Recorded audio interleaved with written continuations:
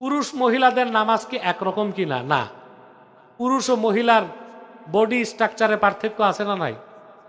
পুরুষেরা গাছে উঠতে পারে, জি। মহিলারা কেন? বডি স্ট্রাকচারে কি আছে? পার্থক্য আছে।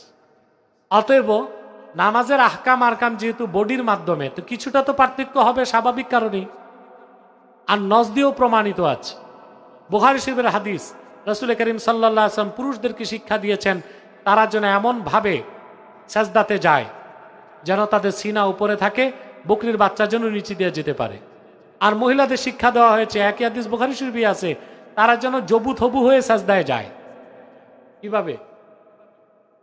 জবু থবু, একটু আড়ষ্ট হয়ে, এভাবে একটা দুইটা না।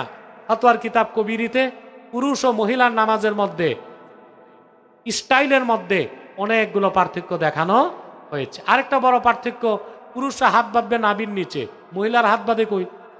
এটি তো বড় পার্থক্য। কথা বলেন। তিনটা কিতাবে এসেছে, অমিনা সুন্নাতি ওয়াদউল আকুফে আলাল আকুফে তাহতা সুররা।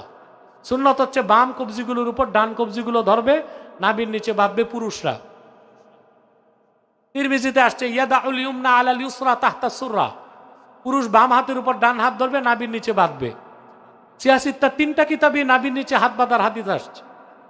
আর ওয়াইল ইবনু হুজুর থেকে যে হাদিসটা বলা হয় বুকের উপর বাঁধার, ওইটা আমরা বলি মহিলাদের জন্য। এখানেই তো পার্থক্য হয়ে যায়, এবার অনেক পার্থক্য আছে।